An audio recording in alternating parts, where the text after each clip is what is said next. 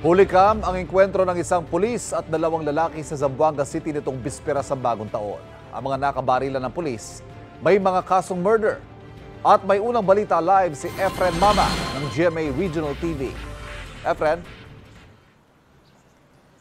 Ivan, sugatan ng isang police intel operative habang patay ang isang most wanted person at kasama nito na may arrest warrant sa nangyaring barilan bisperas ng bagong taon sa Zamboanga City. Ang nasabing barilan nakuhanan ng CCTV. Sa kuha ng CCTV, makikita ang maayos na daloy ng trapiko sa National Highway sa Zone 1, Barangay Ayala, Zamboanga City noong hapon, bisperas ng bagong taon. Maya-maya, makikita itong motorsiklo na may dalawang sakay na huminto sa gilid ng kalsada kung saan may isang lalaki na nakatayo. Biglang tumakbo ang lalaki nakatayo patawid ng kalsada at doon na nagbarilan sa pagitan ng lalaki at ng angkas na bumaba sa motor.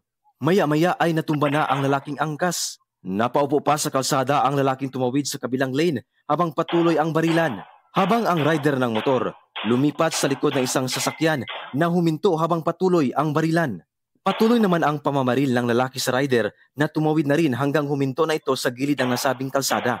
Sa investigasyon ng pulisya, napagalaman na isang police intel operative ang lalaking tumayo lang sa kalsada na siyang nagsagawa ng covered duty sa Police Station Ayala. Kinilala siya na si Police Senior Master Sergeant Ryan Mariano. Nagtamo siya ng tama ng bala ng baril sa tiyan dahil sa nangyari. Gayunpaman, nasa mabuti na siyang kalagayan matapos ipagamot sa ospital. Patay ang angkas ng motorsiklo na si alias Kashmir at dead on arrival sa ospital ang rider na kinilalang si Haber Tating. Ang dalawa, kapwa residente ng nasabing barangay. Ayon sa Zamboanga City Police Office, target ng kanilang operasyon si Haber Tating na most wanted person kaugnay sa kasong pagpatay sa Region 9. Habang ang angkas nito, may warrant of arrest sa kasong pagpatay rin sa Zamboanga City at sa Zamboanga del Norte.